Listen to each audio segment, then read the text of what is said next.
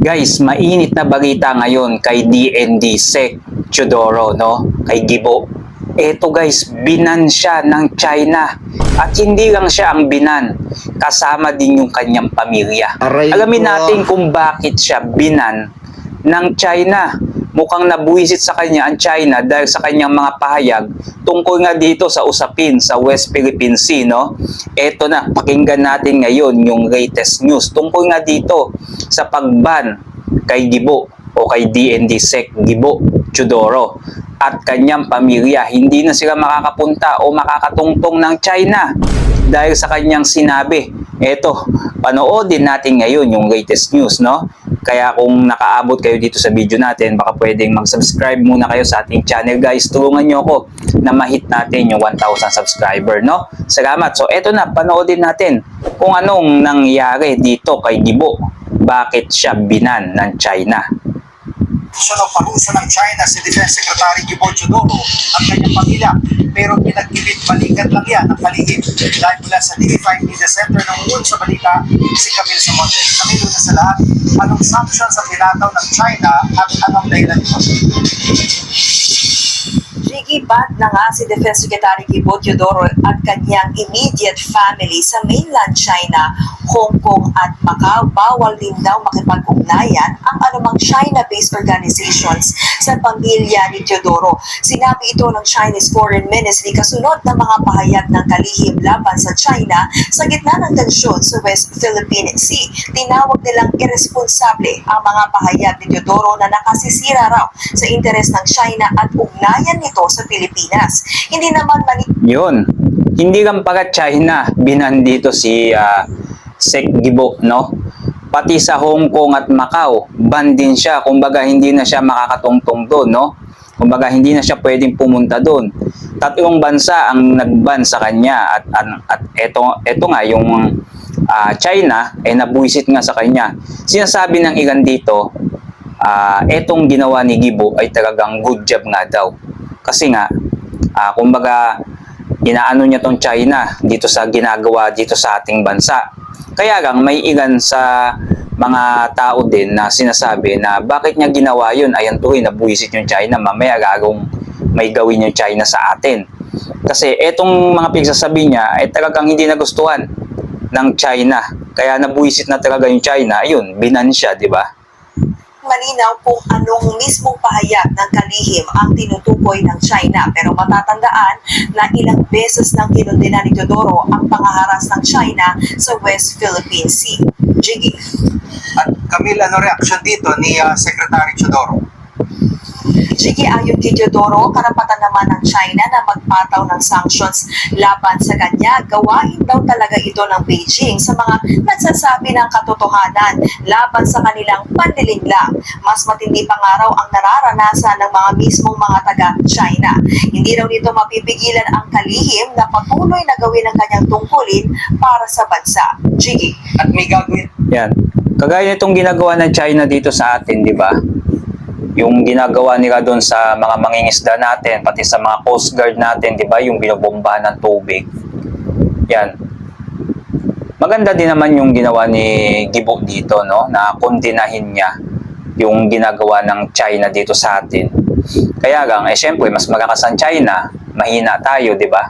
Pagdating nga lang sa usaping digmaan, lugi na tayo kung tayo lang ang lalaban sa China. Tapos eto pa, kinakawawa yung ating mga coast guard, no? At binobombahan ng mga tubig. Kung napanood niyo noon yung nag-trending, di ba? Yung nasugatan din yung ating coast guard o navy sa ginagawa nitong China. Hindi kasi makontento tong China sa kanilang mga lupain mga gusto nila kami nila lahat ng lahat ng dagat di ba? Pero itong ginagawa ni Gibo, sana may magandang action din siyang gawin dito, no?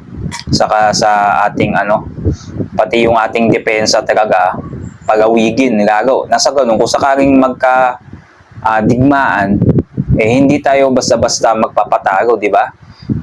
Inaaripusta tayo ng China. Wala tayong magagawa, mahinang bansa tayo Ewan ko kung anong gagawin ng Pangulo dyan, di ba?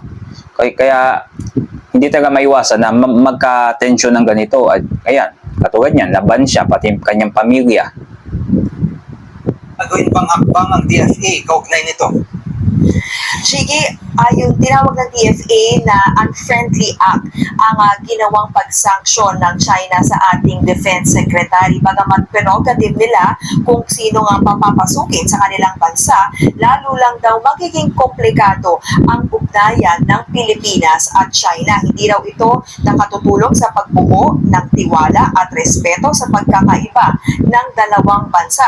Samantala, nauna na nga naghain ng diplomatic protest ang DFA laban sa China kaugnay ng floating platform na nilagay nito sa Bajo de Masinloc.